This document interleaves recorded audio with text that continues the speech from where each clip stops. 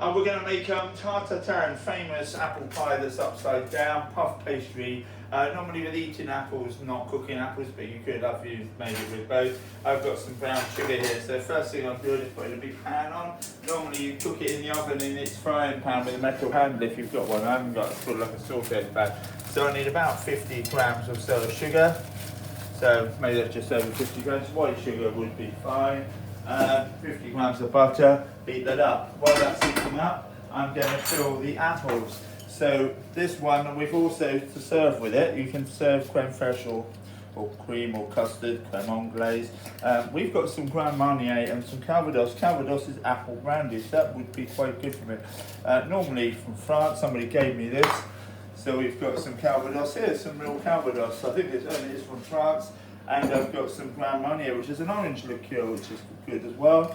We might even do some flambeing today, which means to flame. Don't try this at home, you youngsters. You'll have to get your mum to help you with this bit, especially with the alcohol bit. And the toffee, be careful when you take it out of the oven, because the toffee can be very hot, a lot hotter than 100 degrees.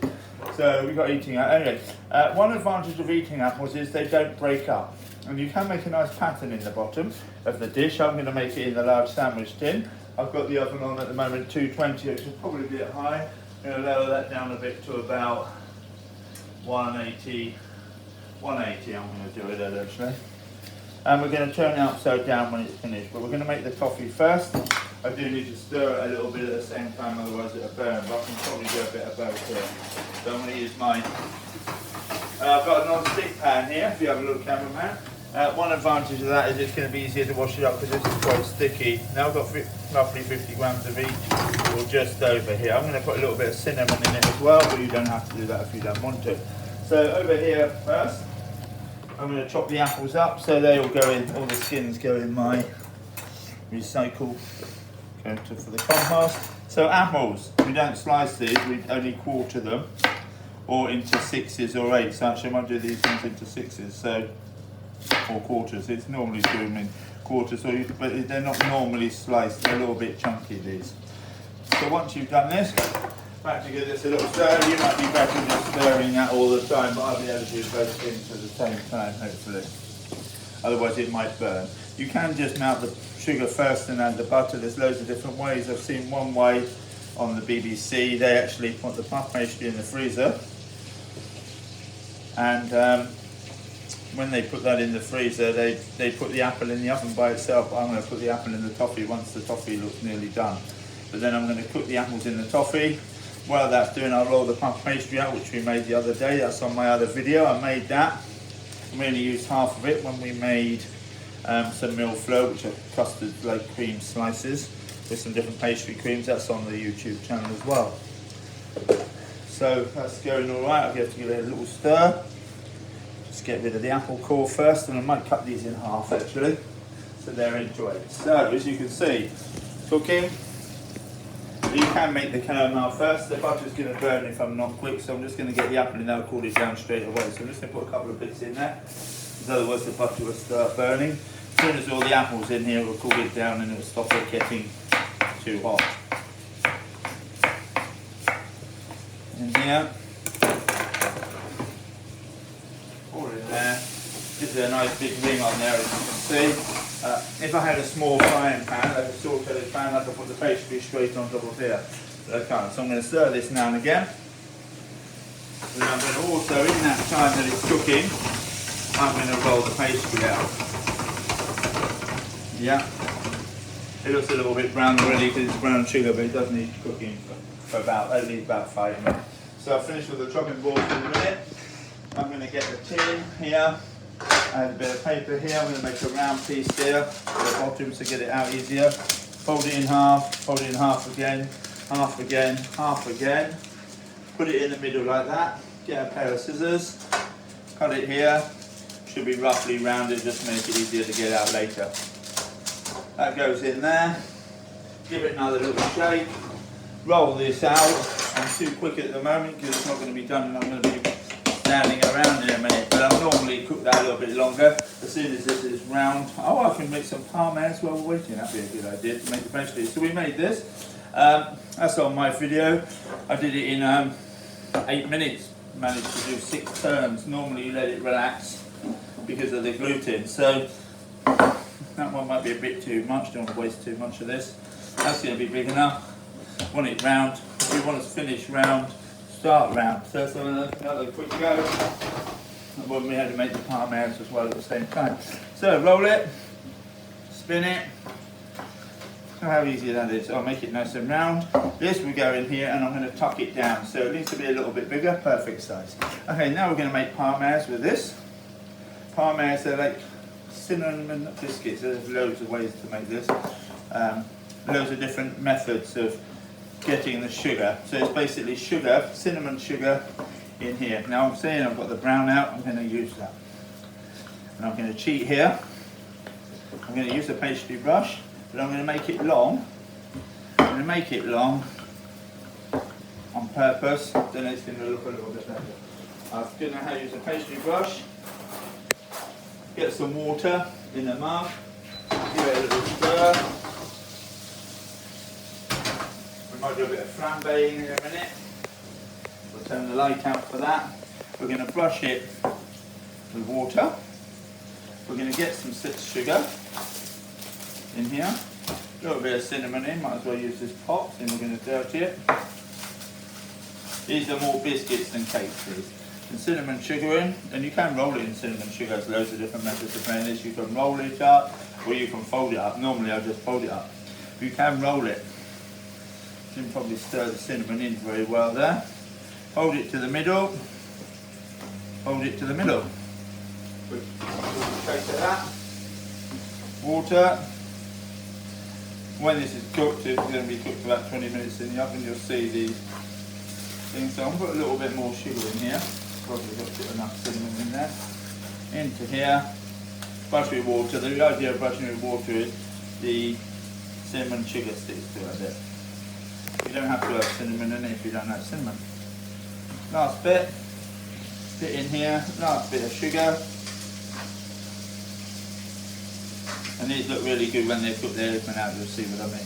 Now I'm going to chop these on the chopping board so I don't burn it. That's another good stir. Maybe turn it down a bit. You've probably seen these a few times and didn't know what they were called. So put it like this. We'll get a bit of baking paper.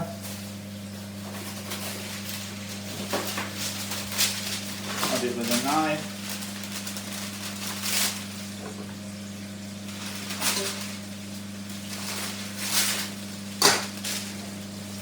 Put in the oven.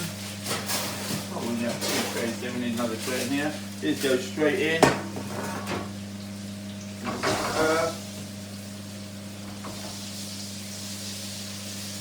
Yeah, we're cooking apples. One advantage of eating apples is they would. One advantage of eating apples is they stay whole. They would go to mush the cooking apples. But I have made it with cooking apples before. And pears. Pears quite good. I've got a pear tree in my garden, and these sort of open out, and you can fill them with cream. So they're called parmesan. So the oven's on. They can go straight in. Then I'm going to take up some other room. We've only got the small oven on. I'm going to put them up on quite high, I think, so I can get that one in there. I think we normally put it as high as that. Hopefully that's going to be okay in there. Alexa, timer, 15 minutes. Okay, so I reckon we're going to show you a bit of flambeing now. So we're going to turn the light out for this. Usually I'll be putting this in something to be on the safe side. No, I'm not going to actually. You won't be able to do this at home. You have to make sure an adult has to with this bit. So we're going to turn the light out here as well. So, otherwise you're not going to see it. This in here, hopefully put it in there, as you can see. Flambeing means to flame. You don't normally need to do that. I was only doing that for the camera. Okay, we're going to put the light back on, but they do that for pancakes. Most commonly, a pancake called a crepe Suzette, which we normally use Cointreau or Grand Marnier, an orange liqueur for it. And it goes in like an orange sauce. And so, normally you would leave that longer. I'm not going to bother now because I want you to get it in the oven. I don't want you getting too bored. You could put these in a nice pattern. I'm not going to bother. You could put this in a nice pattern. Another way to make it would be for the caramel, is some people melt the sugar, then put the butter in. That's another way to do it.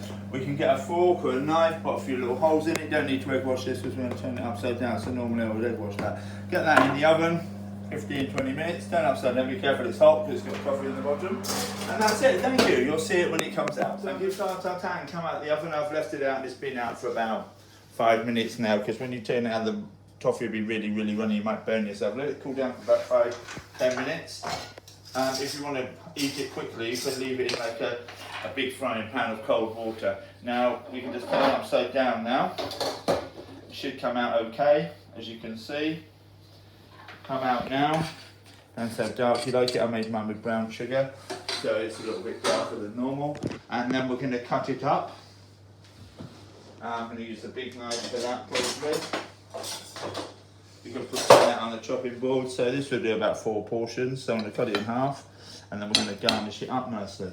So I'm going to get something else to hold it, where it might be a bit hot.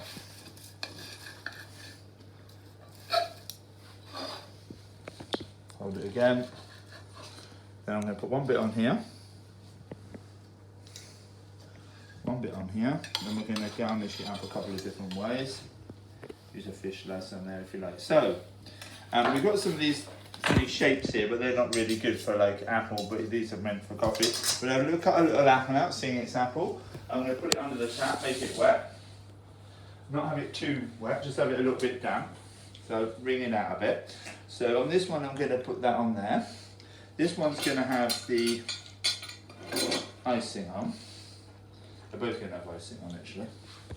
So a little bit on in this one here. A little bit on this one here. Maybe a tiny, tiny, tiny bit over the... Yeah, I might probably soak it up anyway. Then I'm going to get the knife to pull this up. It won't show up very well on there, actually, as you can see it does show up a little bit. But then we've got a thing called, I've got the cream in the fridge. We've got some whipped up cream. Now you can just pipe it with a piping bag, but a lot of restaurants do a thing called quenelles. I've just had a look in Gordon Ramsey, he does this, and he serves it with like Tahitian vanilla ice cream. So it's, this is a bit runny now, so this has gone a bit runny, as you can see. So I'm going to make it a little bit thicker. I didn't want to whisk it up too much. It's in the fridge, it might have gone a bit too thick. So I'm just going to whisk it about, but it has got a little bit of calvados in it, which is apple brandy, seeing it's apple. I didn't want it too overwhelmed. So about 5-10 seconds of this. This is going up a bit, it's peaking a bit now, so that's okay. So we're going to make a thing called a quenelle, and we make that with 2 spoons.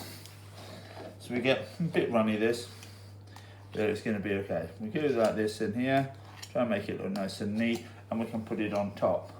So all on the side, so we're going to put that one on top, and this one on the side.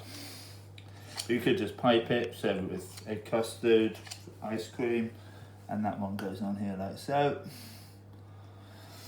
And there we go. Oh, we got the parmez here. With the parmez, you can just have them, they're like biscuits now. You can just fill these, some places fill these with cream. You can do that with a piping bag and get another one like that. And you can fill it together like that. They quite often do that. Okay, that's Mr. Bloxham Tarte Tatin. Thank you.